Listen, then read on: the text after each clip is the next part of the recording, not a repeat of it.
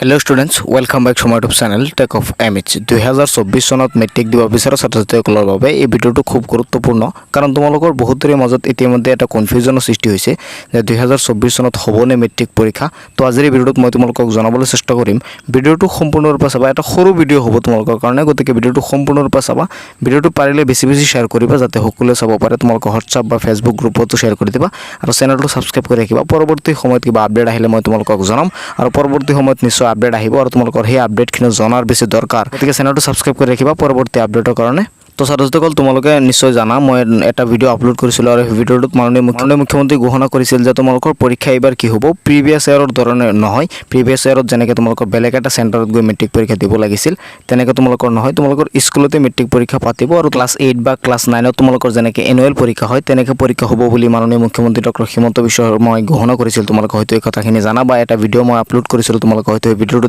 দেখা পাইছা তো ছাত্ৰছাত্ৰীসকল যিহেতু এতিয়ালৈকে কোনো ধৰণৰ আপডেট অহা নাই তাৰ মানে তোমালোকে ক'ব পাৰা যে তোমালোকৰ প্ৰিভিয়াছ ইয়াৰৰ যেটো সিস্টেম আছিল যেটো নিয়মত মেট্ৰিক পৰীক্ষা হৈছিল হ'ব পাৰে এইবাৰ তোমালোকৰ এইটো নিয়ম নাথাকে যেহেতু মাননীয় মুখ্যমন্ত্ৰী ডক্টৰ হিমন্ত বিশ্ব শৰ্মাই ঘোষণা কৰিছিল যে এইবাৰৰ মেট্ৰিকৰ কোনো গুৰুত্ব নাই তাৰ মানে তোমালোকৰ ক্লাছ 10ত ক্লাছ 9 বা 8ত যেনেকৈ তোমালোকৰ এনুৱেল এক্সাম হয় ঠিক তেনেদৰে তোমালোকৰ ক্লাছ 10ৰ এইবাৰ এনুৱেল এক্সামৰ নিচিনা এটা পৰীক্ষা হ'ব বোৰ্ডে হয়তো পৰীক্ষাটো কণ্ডাক্ট নকৰে তোমালোকৰ স্কুল বা তোমালোকৰ মানে জিলা ভিত্তিক যেটো বোৰ্ড আছে সেই বোৰ্ডে হয়তো তোমালোকৰ প্ৰশ্ন কাকত কাটিব আৰু তেওঁলোকে হয়তো পৰীক্ষাটো পাতিব সেৱাৰ তৰফৰ পৰা হয়তো এইবাৰ প্ৰশ্ন কাকত প্ৰস্তুত কৰা নহয় বোৰ্ডে হয়তো এইবাৰ প্ৰশ্ন কাকত প্ৰস্তুত কৰি তোমালোকৰ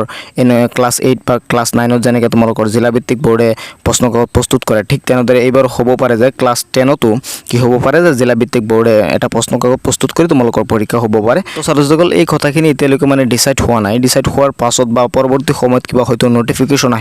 আহিলে মই তোমালোকক জনাম বহুত ছাত্ৰছাত্ৰীয়ে কমেন্ট কৰি থাকে কাৰণে ভিডিঅ'টো মই বনাইছো আৰু তোমালোকক জনাই দিছো যে তোমালোকৰ পৰীক্ষাটো এটা হ'বই এনুৱেল পৰীক্ষা এটা হ'ব বা মেট্ৰিকৰ নিচিনাই পৰীক্ষা এটা হ'ব পৰীক্ষা মোটৰ ওপৰত এটা হ'বই এনে তোমালোকক পাছ কৰাই নিদিয়ে গতিকে তোমালোকৰ ষ্টাডি তোমালোকে কন্টিনিউ ৰাখা পৰৱৰ্তী সময়ত কিবা আপডেট আহিলে মই তোমালোকক জনাম আজিৰ এই ভিডিঅ'টোত এইখিনি ছাত্ৰছাত্ৰীসকল ধন্যবাদ।